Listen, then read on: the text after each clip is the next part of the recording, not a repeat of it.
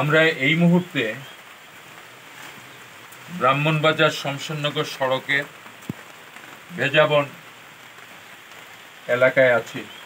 আপনারা দেখতে পাচ্ছেন একটি দোকান, যে দোকানটির উপরে নির্ভর করে এই পরিবারের সংসারটি চলছে। সেই দোকানটি গত 16 তারিখে রাত 11টা, অনুমান 11টার দিকে দোকানটিতে আগুন লাগিয়ে ভস্মীভূত করা হয়েছে। আপনারা দেখতে পাচ্ছেন যে দোকানের সমস্ত কিছু পুড়ে গেছে। আমরা কিছু ডালকে দেখতে পাচ্ছি, মুসুরি ডাল, তারা ওখানে মুসুরি ডালও দেখতে পাচ্ছি। দোকানটি সম্পূর্ণভাবে বিধ্বস্ত হয়েছে এবং আগুন লাগার পরে রহস্যজনকভাবে দোকানের শাটারের নিচে একটি মোমবাতি প্রজ্বলিত দিয়েছে। তাইলে কেউ না কেউ এই দোকানে ইন্টেনশনালি আগুনটা ধরিয়েছে এবং এই পরিবারটাকে সর্বশান্ত করেছে। সমাজে অনেক বিষাক্ত মানুষ, দূষিত মানুষ, সমাজদ্রোহী মানুষ, মানবতাবাদী মানুষের বসবাস রয়েছে। আমরা চাইলেই তাদেরকে কিছু করতে পারছি না। সেই রকম কোনো মানুষের আক্রোশে এই দোকানটি ভস্মীভূত হয়েছে কিনা এটা তদন্তের বিষয়।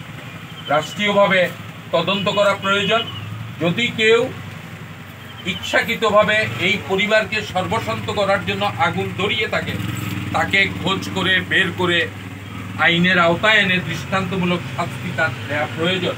নতুবা এইসব সমাজবিরোধী ব্যক্তিরা অন্যান্য মানুষকেও ক্ষতিগ্রস্ত করবে। এরা সমাজের সবচেয়ে খারাপ মানুষ। সমাজকে এরা ধ্বংস করে, সমাজকে এরা ক্ষতিগ্রস্ত করে। মানুষের উন্নয়নে এরা সহ্য করতে পারে না। শত্রুতা থাকতে পারে, কিন্তু তাই বলে সব কিছুকে জ্বালিয়ে পুড়িয়ে ছারখার করে দিতে হবে, এটা তো হয় না। আমি প্রশাসনের প্রতি, আমি অ্যাডভোকেট আবেদ রাজা, বিএনপির পক্ষ থেকে প্রশাসনের প্রতি অনুরোধ জানাচ্ছি, আপনারা নিরপেক্ষ তদন্ত করে এই দোষীদের বের করে প্রকৃত সাজার ব্যবস্থা করবেন। এবং প্রশাসনের প্রতি অনুরোধ, এই দোকানটি ভস্মীভূত হয়েছে, ক্ষতিগ্রস্ত হয়েছে, জেলে পড়ে সবকিছু ছারখার হয়ে গেছে। প্রশাসনিকভাবে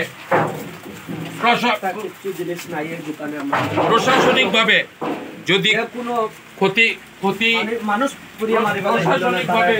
যদি কোনো ক্ষতিপূরণ দেওয়ার ব্যবস্থা থাকে, নিশ্চয়ই আছে। মানুষ যদি অকস্মাৎভাবে কোনো কিছুতে ক্ষতিগ্রস্ত হয়ে যায়, প্রশাসন সেটা ক্ষতিপূরণেরও ব্যবস্থা করতে পারে।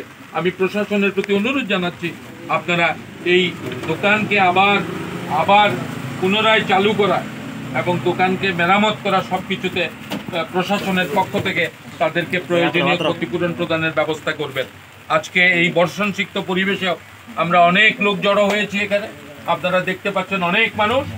সেক্ষেত্রে সকলকে আমি আন্তরিক অভিনন্দন জানাচ্ছি। সম্মানিত উপস্থিতি, একটি এলাকায় বসবাস করছেন একজন মানুষ, এখানে দোকান দিচ্ছে, তার পরিবার পরিজন চলছে।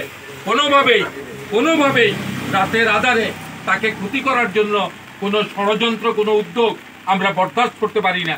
এই সমাজ আমাদের সকলের, এখানে আমাদের বসবাস করতে হবে। মানুষ এখানে বসবাস করবে, নির্দিষ্ট সময় আল্লাহ তাআলার ডাকে মানুষ আল্লাহ তাআলার কাছে চলে যাবে। কিন্তু তাই বলে এইভাবে দোকানকে পুড়িয়ে সমস্ত পরিবারকে হত্যা করা, এটা দোকানকে পোড়ানো নয়, গোটা পরিবারকে হত্যা করা।